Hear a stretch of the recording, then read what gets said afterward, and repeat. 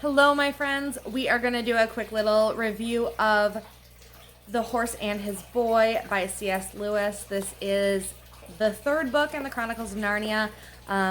This one is not my favorite book, but I am going to go ahead and do a review on it, and this is a spoiler-friendly review, so if you have not read the book and you don't want to know about it, elsewhere. And we will have another video up very shortly with a, happy-go-lucky, no spoilers review. So, anyways, we're going to go ahead and get started on this. Now, this one, being that it's not my favorite, I will explain why. This book does not take place primarily in Narnia. It takes place in this desert and Tashban and Archenland world within the Narnia. So you can see on the map, Narnia is right here, and Archenland is there, and then the desert, or Calormen, which is way down in the bottom here. This is all where this book is centered around, and it doesn't, I don't know, the way that it's written and the characters are just not doing it for me, but we will go ahead and I will tell you about it anyways. Now, mostly because you can't go from 2 to 4. It doesn't work. We gotta hit 3. So this book is about, our main character is Shasta. Now Shasta is a boy. He is a slave in this thing, and he decides that he is done being a slave. So he goes ahead and he is going to run away, and it turns out that the horse that he is trying to run away on is a talking horse from Narnia. So he goes ahead and they have this brilliant idea. They are going to run, and they start running. They're going to go back to Narnia. They're going to try to cross over the mountains of Archenland to go back to Narnia. So they go ahead and they do just that. They start heading into the desert, and as they're heading into the desert, they come across a little girl on another talking horse. Now, this little girl's name is something that was in my brain like 12 seconds ago. Aravis. Aravis and her horse, Quinn. And so they find them, and it turns out that Aravis is a princess in her own right. So her father is the leader of Calormen, or I don't know. She's running away. So in running away, they decide that they are going to cross the desert together, and they get across the desert, and they're having a hard time. And they get chased down by this lion who scratches the ever-living bejesus out of Aravis's back.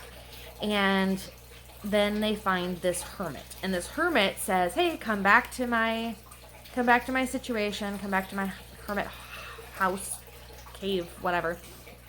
And I will take care of you. And while they are crossing this desert, there is an entire army of people also coming towards them, but they are coming to invade Archenland.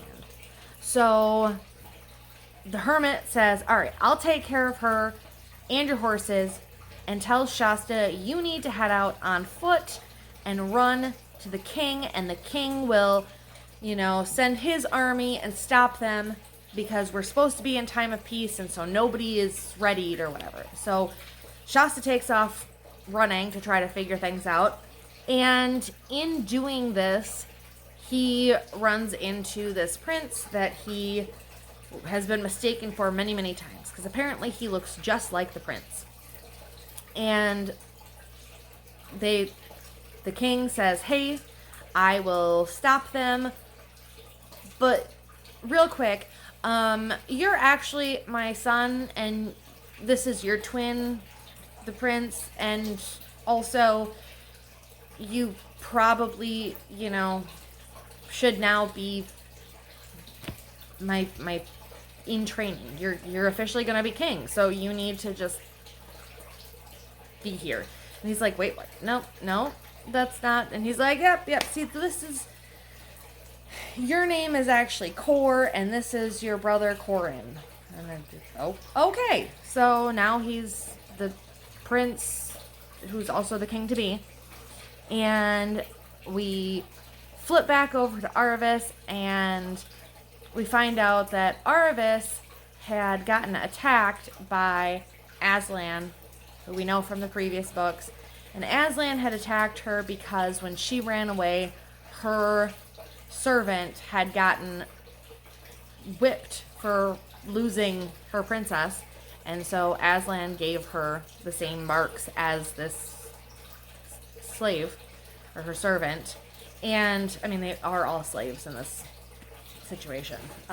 All of the servants are slaves. They don't have a choice. And so, anyways, he tells her, you know, now that you are clear of your debt, you have been punished the same. Now I would like for you to go and meet up with the king. And so they go and they meet up with the king, and all of Narnia and Archenland, they come together and they defeat the Calormen who are coming.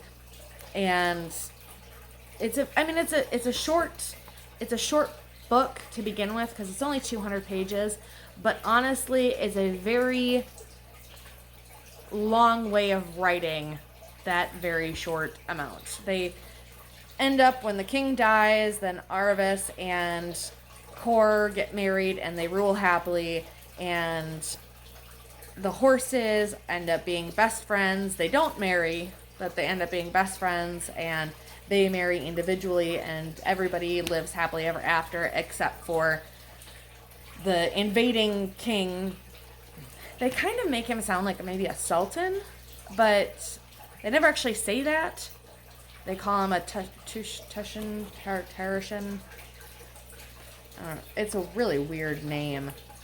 And it's hard to pronounce, because there's King Loon, but this is, I don't know. I'm not gonna lie, I've never liked this book, and so I was kind of skimming Tashban.